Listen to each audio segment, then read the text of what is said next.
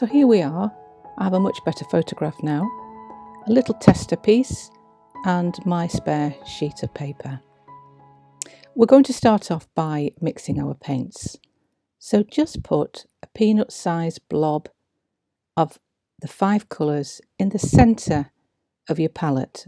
Do them in the centre so that you've got the 6 empty wells around the edge for mixing.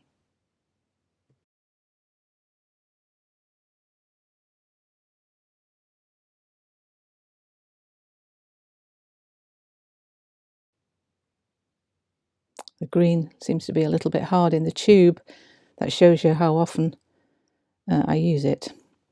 And then with a big brush, use it a bit like a spoon and put 4 big blobs of clear water into your palette, into one of the wells. And we're going to do the blue, the ultramarine blue in the sky first of all. So it's like a royal blue. Now I can tell that that's too weak. So what you need to remember with watercolour is that watercolour will dry 40% lighter. So you do need to have it slightly stronger on your little tester sheet than what you're going to want as a final result. Now that's too pale. I'm going to add a bit more. And then the other thing you need to think as well is that we're going to be putting it onto wet paper. So it'll dilute it even more. So it does need to be significantly stronger on your little sheet. And then I'm going to do the same with some cerulean blue, which is the lighter blue of the two. This is a really weak pigment. Just naturally it is. It's not a strong pigment at all, as you can see. So I'm going to put quite a bit more in there now. Just give it a good mix. That's better. Just put a bit more in for look.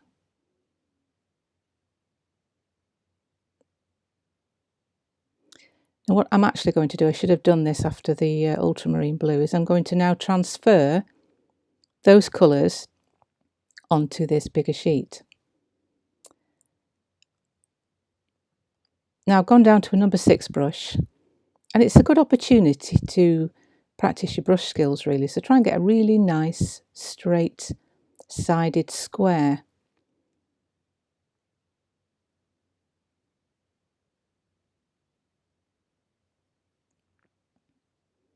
And then just fill it in.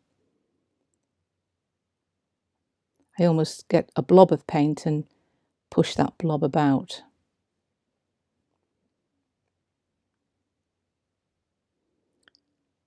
So take your time with that.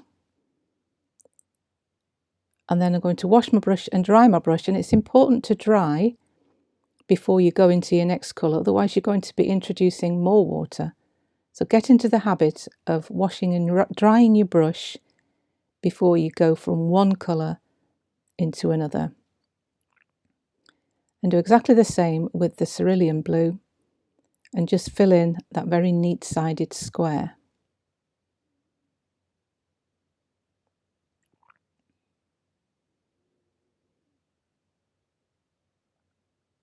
Now I'm going to label them. So this was just ultramarine blue, and this was cerulean blue. So far, so simple. Now, so we've done the blue and we've done the cerulean, but let's have a look at this yellow. And actually around the white sun, it's really quite yellow, and then it's more of a honey colour. So there's 2 shades there. There's a bright yellow and a slightly more browny one. So we will do the same again. Wash your brush properly, because you'll have little bits of blue in there now. I'm going to go into some clean water. Find a clean well. 3 or 4 big blobs of water again. Now you're going to need plenty. Do make a mental note of how much I've got here, because you're going to be doing your sheet, a little mini version, and then the big one. You don't want to run out. So mix plenty of paint.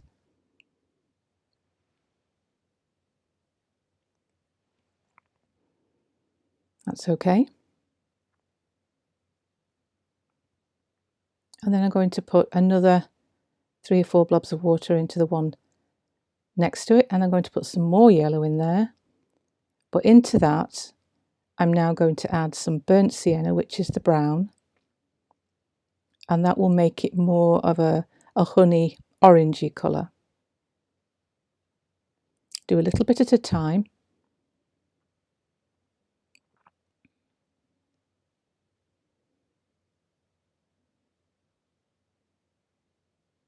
And then just try it. Always try it on your little piece. That should be okay.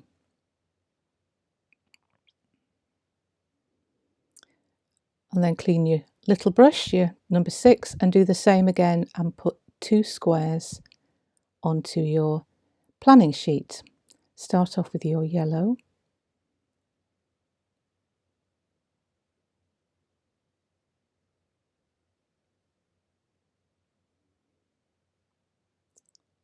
So I've speeded this up a little bit.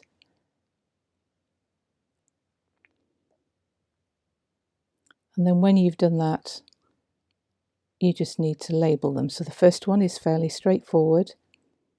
It's just cadmium yellow. Now this next one is your first mix. So it's cadmium yellow with a bit of burnt sienna. Now I always like to know the ratio of what I've put in, and I do that with like little circles. So I've done quite a lot of the yellow and a little bit of the burnt sienna, and that helps me if ever I need to refer back. So I've got the blue, I've got the yellow, and all of these greys and blacks. Let's start by making the thick black first. Now I'll explain why. So I'm going to make a black. I mentioned earlier about not using black, but trying to make your own. This mixture has to be thick, and it has to be like single cream consistency. It's not very clean water. Anyway, it'll be fine. And it's the ultramarine blue, which is the royal blue, and the burnt sienna, pretty much a 50-50 mix. Now, it's nowhere near thick enough, so I'm going to squeeze some paint directly into the well here. You will use a lot of paint. Another reason to use student quality paints, because they're not as expensive. I'm trying to get the thickness like this single cream. Think about what you put on your strawberries. Let's just try that. Nope, that's not thick enough. I'm going to put some more blue in.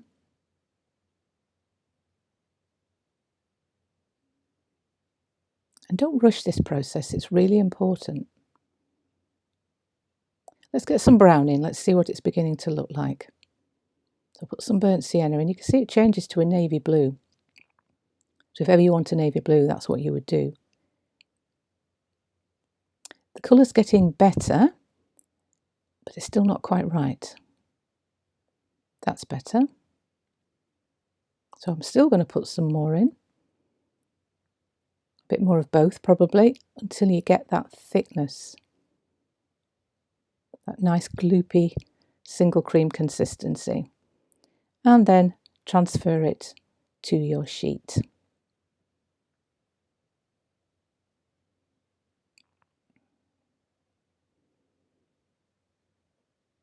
And to label it, it's the ultramarine blue.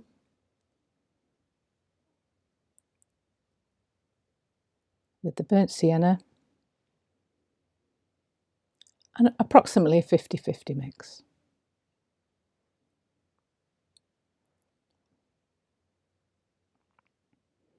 And I'm just going to write above this thicker, so that I know.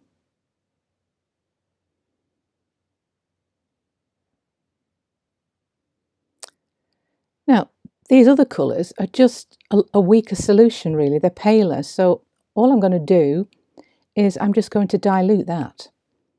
And that will give us our paler grey. So I'm going to put some water, 3 or 4 blobs of water into the next well, and then just pinch a bit of the colour that you've just done. And let's test it. That's fine. And put your square. Now it's the same 2 colours, so as far as labelling is concerned, I'm just going to put 2 little arrows and put diluted.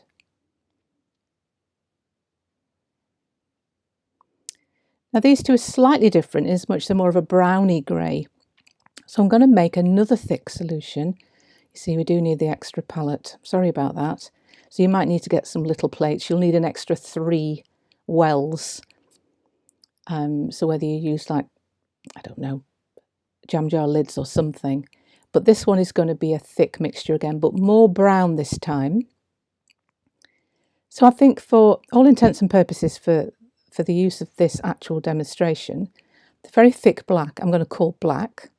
The thinner one I'm going to call grey, and this one I'm going to call peat, because it's like a peat colour. It's like a very dark browny black.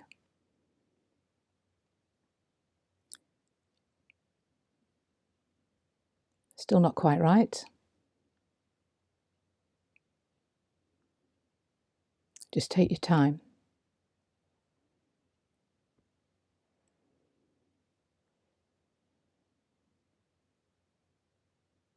And then I'm going to pinch a bit of that again and do exactly the same thing by adding some water.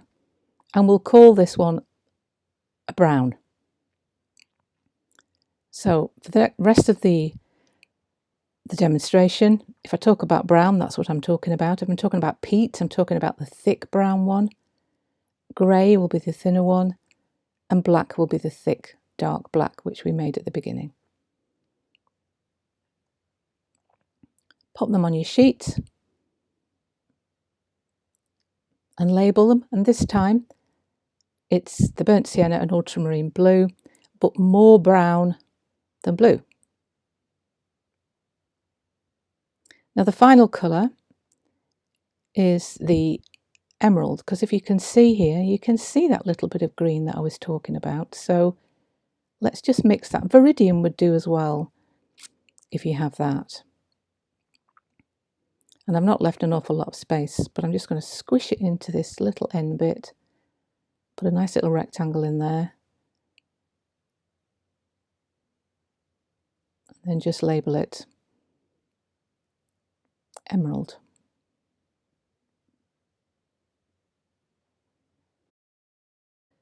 So what I'm going to do now is I'm just going to add a bit more information, and I'm going to put that these paints I'm using are the Cotman range, which is the student quality range of Winsor and Newton, so that if I ever need to refer back to this sheet, then I know exactly, because not all paints are the same. Now I'm sorry about the speed on this. It had a little, I don't know what happened, but anyway, basically all I'm doing here is just wetting a rectangular panel, just a small one down the right hand side, and I'm adding a blob of each colour that I've mixed, and I'm allowing them to run over each other. I want to see how they mix. I don't want any unhappy accidents. For example, if you were doing a purple and a yellow, those two together would create a grey, and you wouldn't necessarily want that. Now can you see the blue and the brown there? I've done that really weird thing. It's like a bloom, and sometimes that's an indication that you've got soap in your palette or on your brush. So I'll have to be aware of that. I'm going to add a little bit more water to that actually, just to make sure it mixes. So there you are, it's dried. And I'm quite happy with those. There's nothing there I'm worried about. So what we're going to do now is we're just going to check whether or not the colours that we've mixed, because they've had a chance to dry, are staining or non-staining.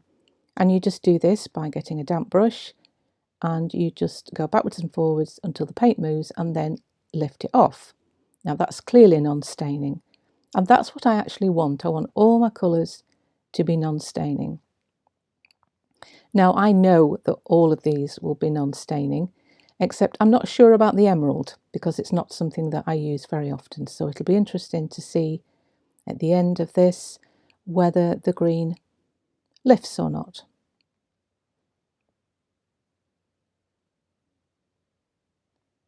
So here we go. Well, that lifts beautifully as well. So they're all non-staining, so I'm happy.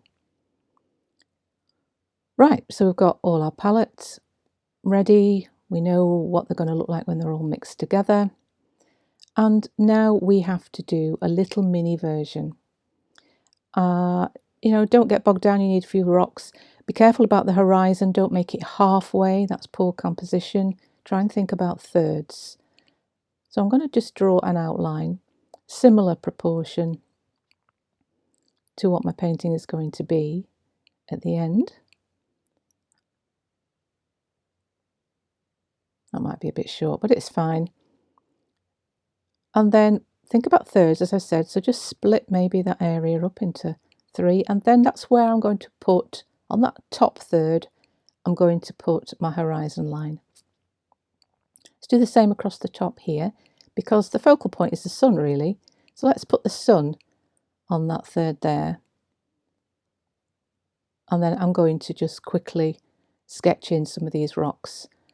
Now I might not do a lot of this sketching on my final piece, because what I don't like are lots of pencil lines that you can't get rid of afterwards, because once there's a layer of paint over your pencil, you can't rub them out. But for this, I'm just going to put a few sketches in so I know exactly what I'm doing. Now that's bad composition, those rocks being at the same height, so let's make one a little bit higher.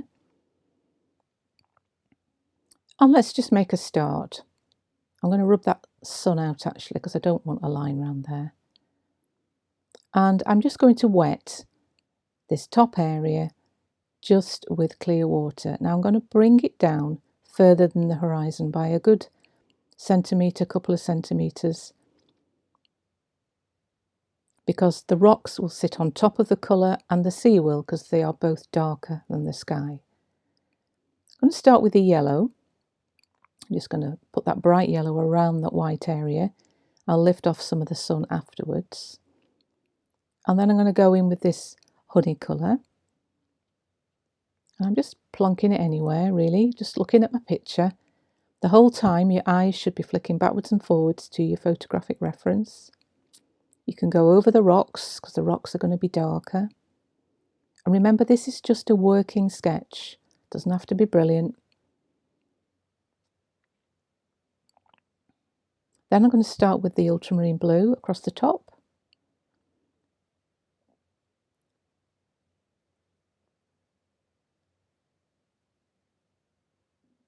Leave some white areas for clouds. And then I'll put some cerulean down near the bottom. Be careful about crossing the yellow, because you're going to get a green. I'm just going to leave a few white areas. Put a bit more yellow in there, in that space. My sun's disappeared, but I'll get that back. And then I'm going to tip it left, right, back, backwards and forwards, up and down, until the colours move. If they're not moving, you've not wet it enough. So it's a good way to practice on this sheet, to make sure that you get all of these things right the first time on here, and you make any mistakes on here. I'm just adding a few of the grey coloured clouds. Just some little bits, just to see what it's going to look like. And now, just with a dried brush, I'm taking out my sun again. Doesn't have to be absolutely circular, it isn't on the picture.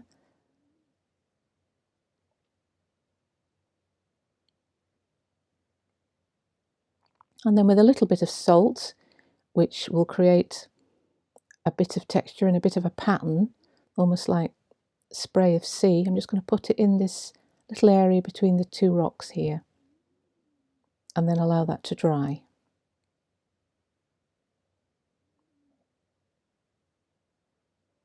Now that's dried, and you can see the pattern there that it's made.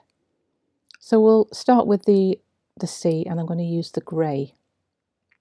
First of all, I'm going to wet it, and there's a bit too much yellow there, but because it lifts, I'm able to get some of that off. So I'm going to wet the area,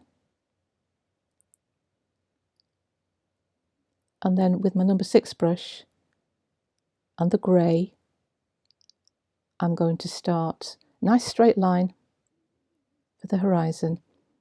Just going to do a straight line, and then I'm going to leave gaps, and I'm painting horizontally So I'm leaving little gaps as though they are the waves rolling in and the sun is just hitting the tops of the waves.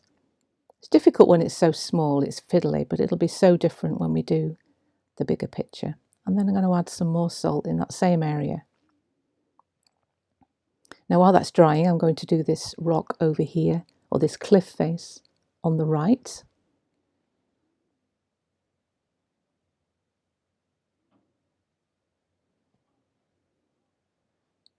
Now looking at that, it's a bit of a yellow hue, so I think I will use a bit of yellow, only a bit, and then sort of move it around with some water as like an undercoat.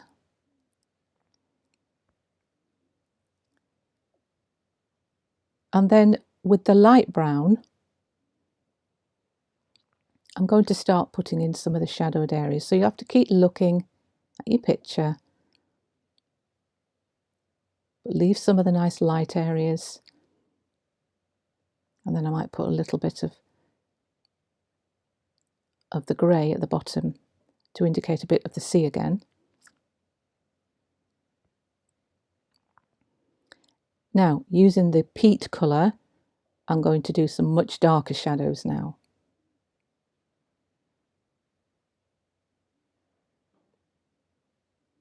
So on that rock, you'll see a little bit of yellow, a little bit of grey, and then the dark peat.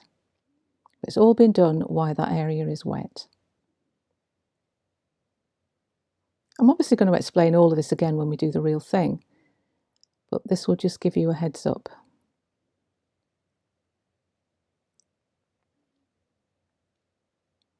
Alright, so while it's still wet, you can still add more.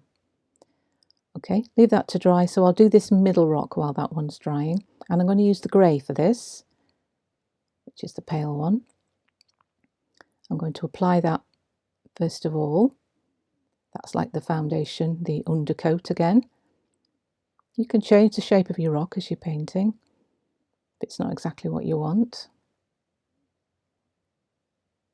Now I've left a white bit on the right hand side, but that's where the splash is going to be. So I'm now adding some shadow in the black, but I'm working around that white area. And then I'm just going to soften off that white edge with a damp brush, and keep wiping your brush just to make that edge look a bit more like spray, a bit softer.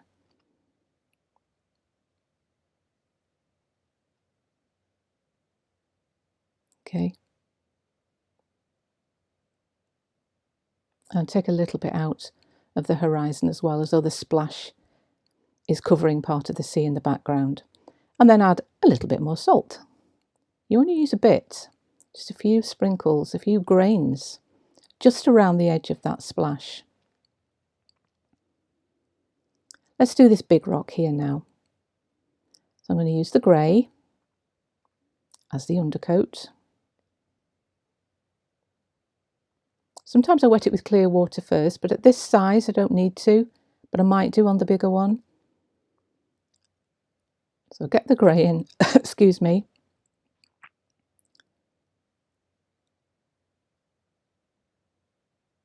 I've taken put a bit too much on there, so I'm going to take a bit out of the tissue, because this should be the spray as well. Just clean that off. So you can sort of see where the spray is going to be. And then with the black, start adding the shadow, the dark crevices. As soon as you start putting that on, it pushes that cliff face on the right further to the back, which is what we want because that is a bit more in the distance.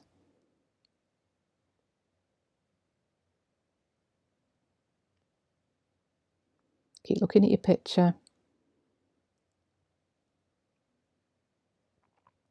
And then I'm just doing a few little dots in the white area because you would see little bits of the rock through the white foam, the splash.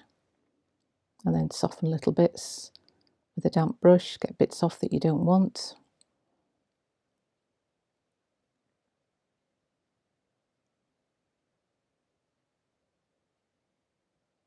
and add a bit more salt.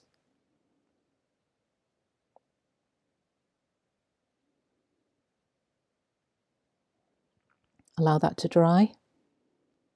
Give it a dry with a hairdryer if you want. It's better to let the salt work on its own really, rather than using the hairdryer. Now I'm just going to finish this final rock here, so once again with a grey.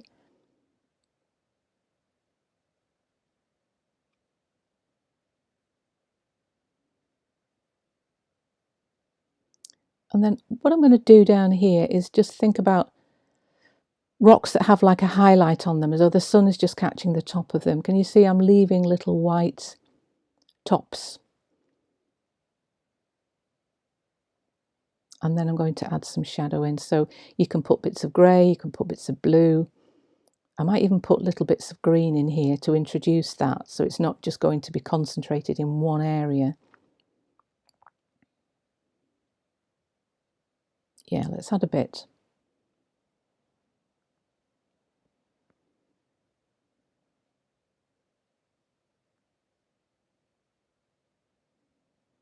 Just carry on. And then add your black. Now the shadow will be on the opposite side this time because your sun sort of is in the middle. So some of the rocks will have the shadow on one side and some on the other. Now there's this big area of rock here in the foreground. So I'm just going to wet a patch first and then add any of the colours that you've used, because that will add coherence to the whole picture. So I know all lighter colours to start with. Pale greys, bit of green.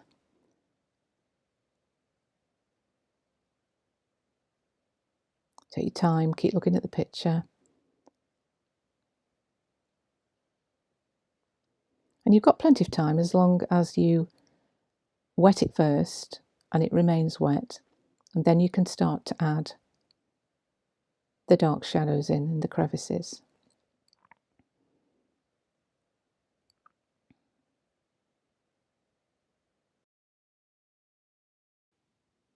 So just carry on, and then you can use your small brush, little tiny brush, for some cracks. And then I'm going to add a little bit of salt around the bottom bit where the splash will be, and then we'll dry it off. So I've done that, I've dried it with a hairdryer. Get rid of all the salt. Now the two splash areas in the background here are a bit solid, so I just need to break those up a little bit with a few little grey dots, as though you can see the sea and the rocks through the surf. You still need there to be plenty of white. Just break it up a little bit. And the same on this bit too.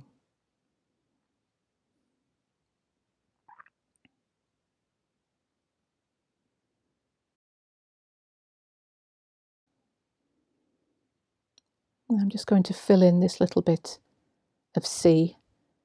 Leave plenty of white, use a small brush, use the grey or the blue. It's the sea that's sort of swishing around the rocks.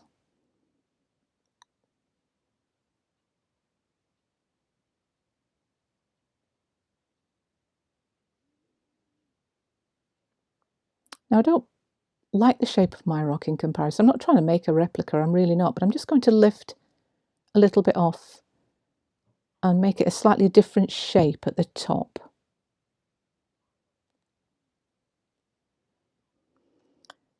And then there are all these cracks and bits of detail. So a little tip, just using a bit of your tester card or whatever you've been using, just put a little bit of paint on there. And then you can stamp. And that will create like little crevices. And I'll do some more of that in a minute. I'm just going to add a bit of shadow first. Some really dark areas.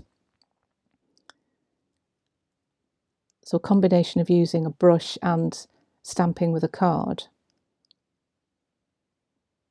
would be perfect. So you can add a bit more detail on this rock. So this rock at the front should be the darkest and it should be the most detailed.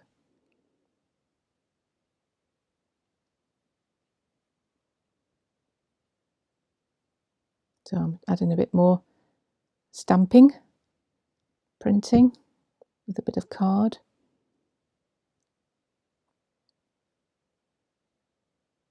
add a bit of interest. And I'm putting a little bit in this background rock as well. Now we just have this area down here. And I'm going to use a bit of cling film. Now this is compostable cling film. It's not as good as the real thing, but hey, all you need is a little piece. So once you've battled with that, just get a piece ready and then wet this left-hand corner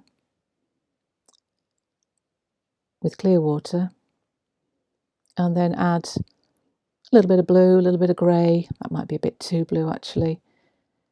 And I have a feeling I've probably put too much paint on here, but it doesn't matter. I'm going to put a bit of green in as well, because once you put the cling film on, it sort of squashes the paint about, spreads it about, so if you've put too much on, you lose a lot of your white. But let's just see. So I'm going to put it on. Can you see how it's spreading it around? Now the pattern that you see is the pattern that's how it'll dry. So squish it around a bit, get a pattern that you like, of like swishing water, turbulent water, that's what we're after. Okay. Now I don't like this yellow. I think it should be more of an orange. I don't think I put enough burnt sienna in there. So I'm going to write myself a note, and it's just going to say add more burnt sienna or something like that.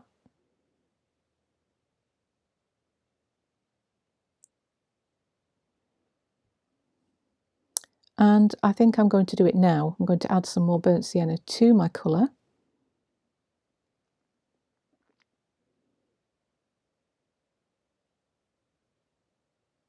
Just wasn't different enough. It didn't look any different than the yellow as it's dried, so try it again. A bit more. And then I'm just going to paint a new little rectangle underneath the other one. Okay, now with a toothbrush, I'm just going to spatter a bit of the grey actually in that top area. You probably can't see it very well, and also some white. The dark splashes, if you look at the picture, you'll see those, but it's also nice to have lots of white in here. So if you're using gouache, add some water.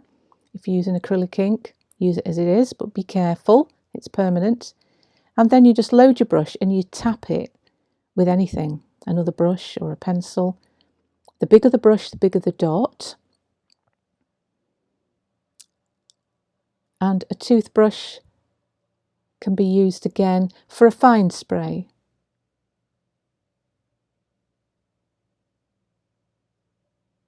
You probably won't see it very well on here,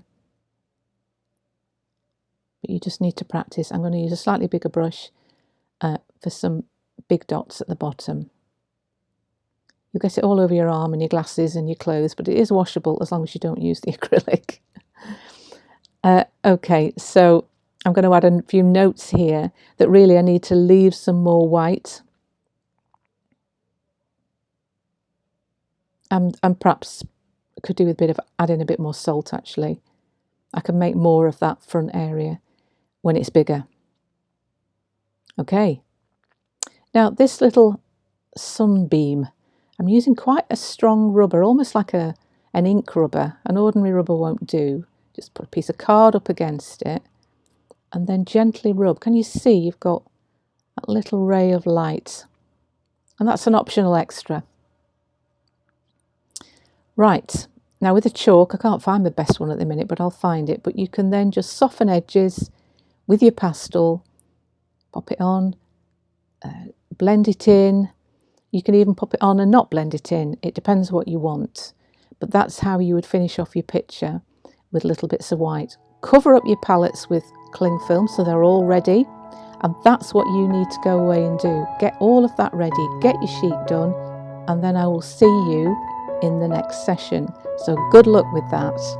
See you soon.